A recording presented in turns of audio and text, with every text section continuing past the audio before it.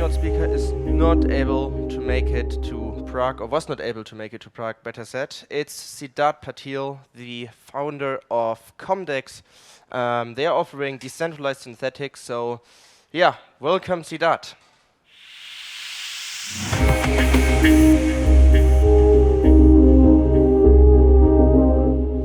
GM Siddarth, can you hear me well? Yes, GM, how's it going? All good. We're excited for your talk, so the stage is yours, and see you soon. Thank you. Awesome. Great to see all of you join us here today.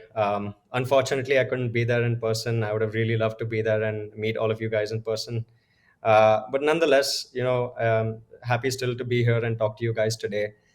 Um, just so you guys know, kind of like a heads up, I had something entirely different planned in mind when I was originally going to speak here. But I feel like collectively we've kind of gone through something very eventful in the past couple of weeks, um, and a lot of it is kind of like contextually relevant to what we're doing at Comdex.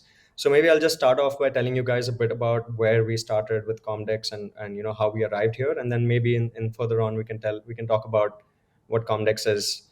So for those of you that don't know, Comdex we launched in 2018, primarily to digitize the commodities trade industry, which currently is a $17 trillion industry, one of the largest in the world. Our goal was to create a blockchain-based solution that allows institutional commodities traders to use the digital platform to settle their trades and settle payments faster, access financing efficiently. That was kind of the vision we launched with. But as we went through the journey of building what we were building for Comdex, we realized that the problem statement is much broader than just what it applies to in the commodity space. And we kind of realized that it's a matter of solving financing for all the industries in supply chain, which ultimately kind of has a broader impact on global, let's say, business. So that's where we kind of shifted our focus. We realized that financing is what we really want to get into, and to truly build the solutions that are needed in DeFi or centralized finance today, to kind of deliver what financing is meant to be. We kind of had to go after the true primitives of what finance really means. All the transactions that we go through in finance, and that's how we kind of arrived at where Comdex is at today. So I'll probably go through slide by slide, just talk about what we're doing with Comdex. If we can have the next slide, please. So where we're at today, as I said, we focused on the key kind of primitives that finance and DeFi operate on, and we identified that collateralization, tokenization of assets of value, creating different exchange environments, creating different mechanisms to maintain and manage the collateral and liquidate. These are kind of what forms the basis of majority of finance as we know it today. And what we did is create a chain, which we call the Comdex chain, originally intended to create an application for commodities trade, an application for synthetics, and so on. But we kind of realized that at the chain level we're able to achieve much more when it comes to delivering DeFi as a whole. And that's where we are at today. We have a chain which is essentially a DeFi infrastructure layer for the Cosmos ecosystem. Next slide, please. So essentially, why we're doing this, as I said, ultimately our goal is to create a bridge between DeFi and CeFi. CeFi is anyways a tremendous opportunity always in terms of the kind of numbers that people deal with in the centralized finance space. But what we have realized is that over the past couple of years, there's been a growing burst of liquidity in the DeFi side of things, and a lot of investors in the DeFi space seeking yields from various safe avenues of investment. And we believe that at the end of the day, when investors end up seeking those safer avenues of investments, they'll find a lot of times that CeFi often has those options to offer, which give you relatively stable and safer returns. So that's where we kind of wanted to position ourselves in terms of being an ecosystem of solutions that are built to bridge DeFi and CeFi. Next slide, please. So as I said, at the chain, we've built out in a very modular kind of fashion. We're focusing on key modules on our chain, primarily focused on collateralizing. And when it comes to collateralization, it can be to create debt or create liquidity, or allow lending, borrowing against collateral. So we're focused on firstly creating IBC enabled assets as collateral on chain. whether they can be deployed in applications to mint, synthetic assets, or whether to facilitate lending, borrowing, or other such functions.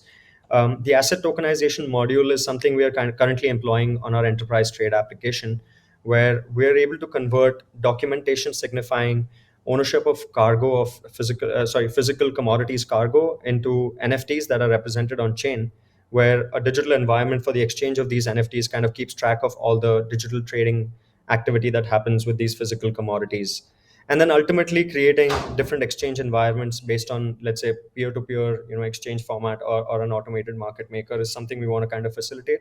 Whereas on the one side, we're able to create tokens of value, whether it's through collateralization, minting, or through tokenizing assets, and then creating those exchange environments for them. So next slide, please. So broadly speaking, we can probably move to the next slide as well.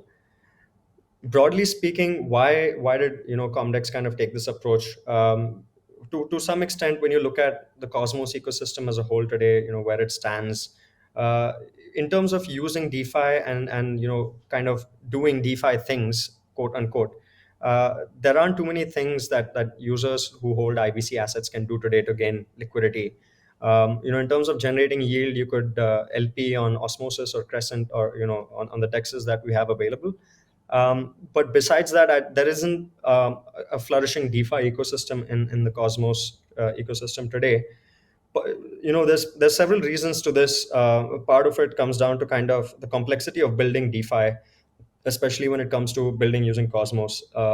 We're all familiar and we're all aware that technologically there's no doubt about the superiority of the Cosmos SDK and Tendermint. But a lot of times, I think as builders, as builders in this ecosystem, we kind of always find ourselves at the spot where if things were more plug and play, we'd be able to see a much larger growth in the ecosystem, and that's kind of what we have gone for with our chain.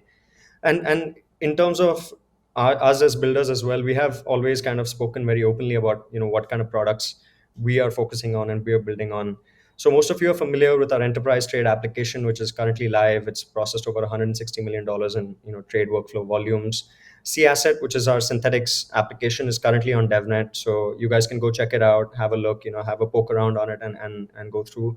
We're making progress on that, making improvements based on the feedback we receive, and we're also waiting on security audits before we can kind of push to mainnet. ShipFi is another product that we've spoken about, in the past, focused on creating liquidity in centralized finance debt through DeFi liquidity. And this would be done by collateralizing NFTs that represent real-world assets and generating liquidity against them from DeFi. More recently, we kind of also expanded our footprint in the DeFi front, if you will. We announced that we'll be launching Komodo, which is a lending borrowing application. Again, we've gone for something quite interesting in terms of the mechanism here. Primarily, the focus is towards, again, bringing more liquidity to assets held in the IBC ecosystem. But ultimately, for any DeFi ecosystem to flourish, whether it is us creating solutions or other builders in the Cosmos ecosystem creating solutions, I think fundamental to all this is the role of a stable coin. And I feel like in the past week, the word stablecoin has kind of become like a taboo word to talk about because of everything that we have experienced and witnessed collectively. But at least as at Comdex, Abhishek and myself, for the past year, last year itself, we kind of spoke very openly about having our own stablecoin, which will power all the apps that we are building in our ecosystem, and kind of making it a Cosmos focused stablecoin, because that's currently something we felt that the Cosmos ecosystem lacks is a native stablecoin kind of IBC enabled.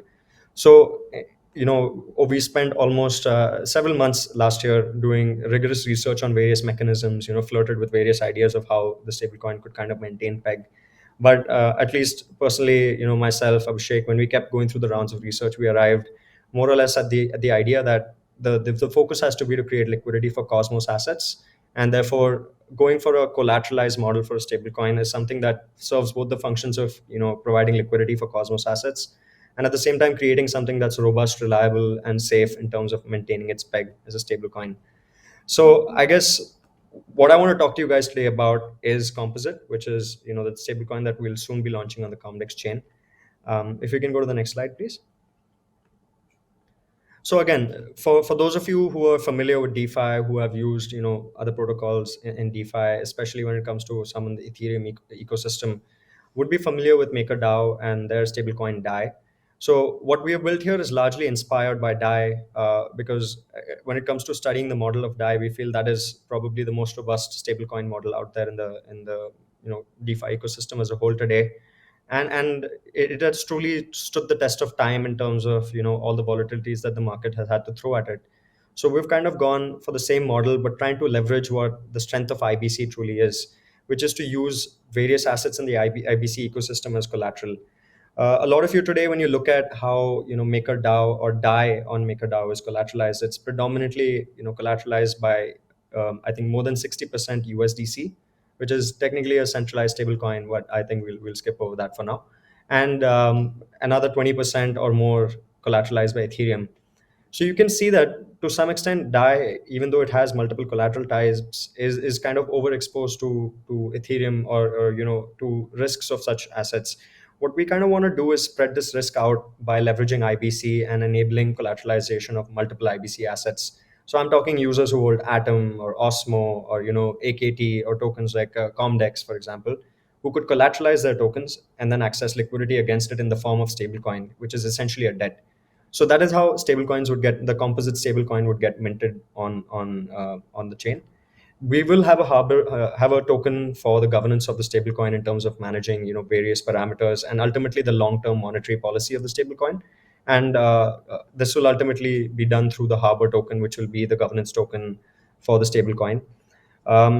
It'll also serve a very critical function, which is acting as a backstop in case the peg breaks. Primarily, following a mint and burn model based on how much the peg is off in terms of we mint and use this to buy and burn the stablecoin at various points to deplete or manage the supply, which I'll get more into, I think, as we progress. Can we have the next slide, please? So again, I spoke about this a little earlier, but I guess I'll go over it again. Why composite and why a collateralized stablecoin?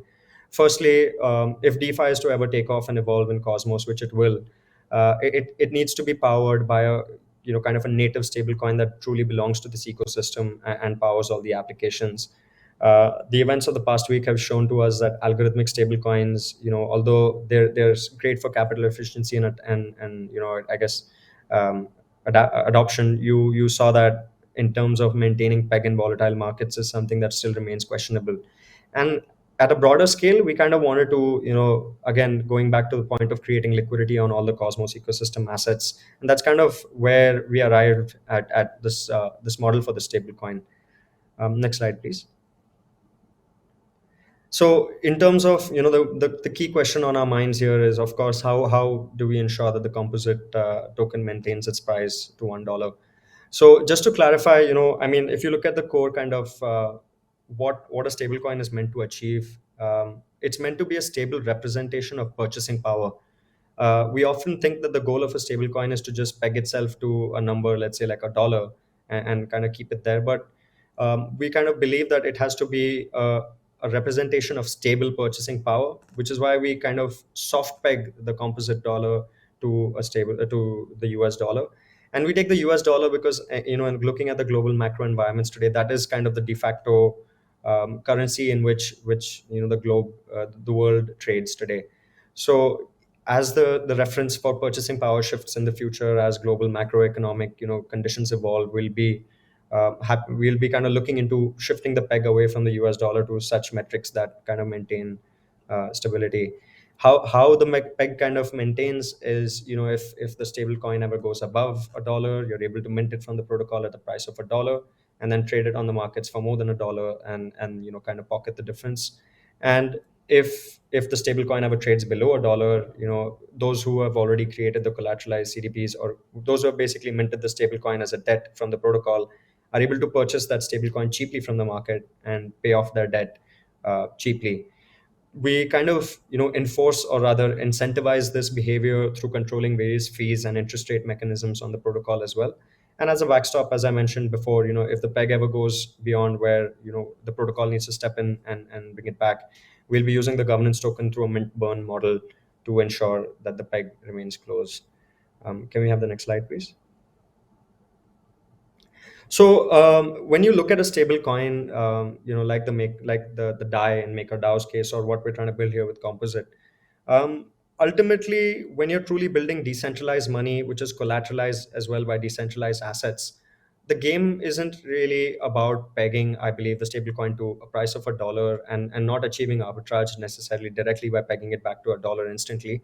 But it's more about long-term monetary policy for managing the supply of the stablecoin in the markets. That is ultimately how the long-term peg of a coin like DAI or Composite would be maintained. So we have kind of identified one key primary, monetary policy tool that the protocol kind of uses to manage the supply of the stablecoin on the markets. And on the other hand, we have a module that enables this arbitrage loop to close when users want to get involved in closing the arbitrage. So primarily, we have the savings deposit pool, which will provide users, a variable interest for depositing the stablecoin there. And again, the interest that is earned here will be, directly kind of part of the revenue that the protocol makes on the interest that it charges for people for minting the stablecoin. At the same time, we as a protocol will be able to manage the interest that we charge people for the debt, at the same time provide people for providing savings, which will act as a kind of a tool to manage the supply of the stablecoin on and off the market. And then we'll also have a stable mint module onto the protocol, where you're able to essentially swap existing reputed stablecoin like the DAI, USDC, or USDT, almost as a one is to one stable mint of Composite, where you kind of deposit for every DAI that you deposit, you get more or less a DAI of more or less a unit of Composite back. And this would enable short term arbitrage when we need distributed participation in closing the arbitrage as well. Next slide, please. So speaking very quickly about how this all plays out. So as you guys all understand, the way that stablecoin Composite will be minted is by locking up collateral of IBC assets, and this will typically be achieved through creation of CDPs, which those of you who are familiar with what we're building at Comdex over the past few months would know that the CDP module kind of is one of the key features of the chain to enable collateralization of IBC assets and then generate liquidity against them. And then obviously the Harbor token would also operate for governance and maintaining the peg of the Composite stablecoin. And launching it on the Comdex chain allows it to kind of leverage the Comdex chain infrastructure and security and be powered by the CMDX token for the staking economy, while using the Harbor token primarily towards governance for the Composite stablecoin. Next slide, please. So again, the protocol earns revenue through two kind of primary methods. One is through the stability fee, which is an interest rate that gets charged, on minting the stablecoin, and it kind of accrues for as long as you hold a stablecoin in the minted form before you can return it to unlock your collateral. Uh, on the stable mint as well, there will be a tiny fee charge for minting stablecoin through the stable mint. And then at liquidations as well, we will collect liquidation fees. I guess I'll quickly talk about liquidations, because I know over the past few days since we announced the stablecoin, a lot of questions have come to kind of understand what will happen when the collateral that gets locked loses value. So I guess I'll kind of repeat the question that I've always got is, what happens when the collateral that gets locked loses value? Does that cause the stablecoin to lose peg? So typically, the collateral that one has to lock to mint the stablecoin would typically be larger in value than the amount of debt that they want to mint in the form of stablecoin. So, for example, someone comes with $200 worth of Atom, they're able to withdraw or mint $100 of Composite against that Atom. And so long as they're able to return these $100 along with the accrued interest, they're able to unlock their Atom. If at any given point the price of Atom drops, let's say to this point where the proportion of the value of Atom to the size of the debt reaches a particular defined threshold, we start liquidating. So let's just assume that is 150%, meaning the price of Atom has to fall to a point where the value of the Atom in the collateral is 1.5 times the size of the debt. At that point, the protocol starts bit by bit selling the Atom from the collateral to collect Composite stablecoin from the market against it, and then burn the debt to kind of solve to kind of bring the collateral ratio back to 150 and above the minimum liquidation threshold. So this is to ensure that if at any point there is volatility in the broader market, the peg remains secure through liquidations, through auction mechanism as well, to allow participants to participate in these liquidations. In terms of further kind of features to reduce this overexposure towards volatility in the markets, being IBC enabled, we'll be able to use multiple IBC assets as collateral, which kind of spreads the exposure of the stablecoin across the market. And then all the fees that the protocol collects, it collects in composite and then uses the composite to buy and burn Harbor at the end of the day. So this kind of ensures that as the usage of composite grows, the Harbor token is kind of accruing value as well. I know we're kind of closing in on time, so I'm going to go through the rest of the slides very quickly so that we still have time for some questions at the end. So I guess we can move to the next slide. So one of the key things about any stable coin and about using the stable coin is ultimately having places to use it and earn yield on it. And that's kind of what we want to also do primarily to differentiate ourselves from in terms of having a stable coin that has utility. So a lot of you must be familiar, and I spoke earlier about this, that we're launching Komodo, which is our own lending borrowing application. um, Again, the timing of the launch for Komodo and stablecoin would be kind of little alpha here, but would be very close to one another. So we can expect that users minting the composite stablecoin will soon be able to earn yield from lending it out on Komodo. We'll obviously have incentivized liquidity pools on dexes for the composite token, so that we're able to incentivize further adoption of the stablecoin.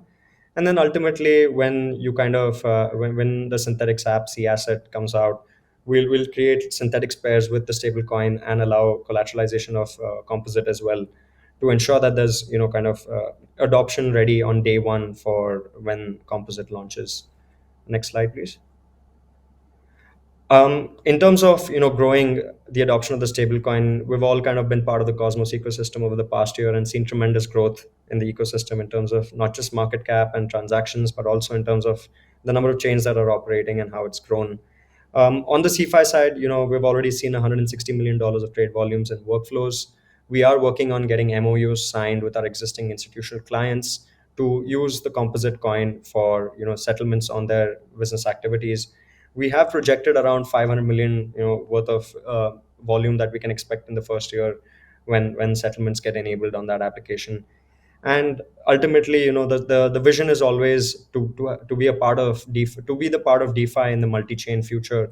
And that's why we kind of pick Cosmos, because we have such brilliant teams working around us on various bridging technologies, and we intend to work with all of these brilliant folks to kind of access liquidity from other ecosystems and bring it to Cosmos, and allow DeFi users in Cosmos to have access to greater things. Next slide, please. And ultimately, what we're going after is having DeFi composable money markets. You're looking at people who own Cosmos assets, or assets from other ecosystems, who are able to kind of collateralize them and mint the stable coin. And once you have the composite stable coin at hand, you're able to take leverage on your original asset. You're able to LP it on a DEX and earn yield. You're able to kind of collateralize your stable coin. You're borrowing against the stable coin, or you're able to mint something against it, which you can speculate or provide liquidity with. And that kind of creates the whole mesh of DeFi that we kind of want to create as an ecosystem in Cosmos. And at the center of all this has to be a reliable, robust stablecoin that the ecosystem relies on. And pretty much what you guys see on the screen here is kind of what we're going after on Comdex, is to create the core structures for DeFi composability for composite, the stablecoin. Next slide, please. And again, it's kind of beneficial not just to folks as users, but it's also beneficial to other projects and all of us in the ecosystem, because at the end of the day, it's creating additional utility for the tokens. People are able to collateralize something like an Atom or an Osmo, mint stablecoin against it, provide liquidity, or generate lending yield from it. So this is firstly creating utility for all of the tokens. Secondly, it kind of creates liquidity against tokens, and then providing various yield opportunities for holders of these tokens, whether it's foundations themselves, or whether it's the average retail user or investor as well. And I guess next slide. I think this might be the last slide.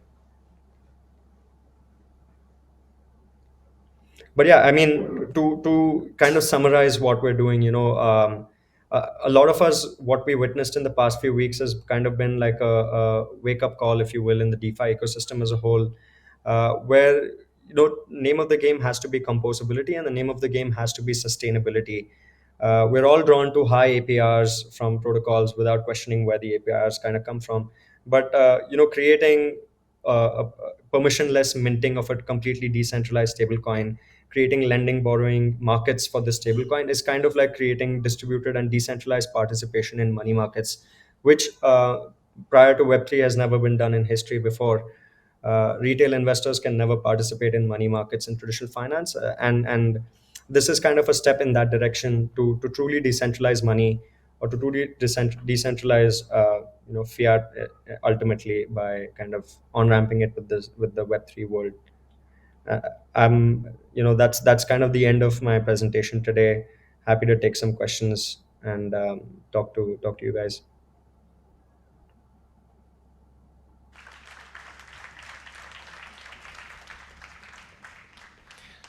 Thank you, Siddarth. Can you hear me? Perfect. Yeah, Yes. actually, we have time for 2 more questions. So, one question is, can you use synthetic assets as collateral for the stablecoin? So, what asset can be used as a collateral for the stablecoin or not is kind of a function of the liquidity of that asset on the markets. Because ultimately, if there is volatility in that asset, it would be forced to liquidate, and when we liquidate, that liquidity has to be available on the market to take that liquidation.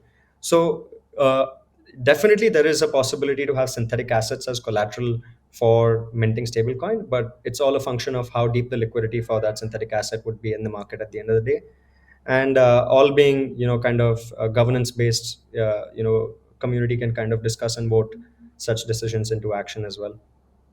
Speaking of liquidity, can I provide liquidity for synthetic gold and silver pairs on an AMM DEX? That's the plan. When the synthetics, the C asset app, which is currently on DevNet, when it goes live, users will be able to do that. But for those who are interested to kind of figure out how that works, I encourage you guys to check out the DevNet for the C asset app that we have live right now.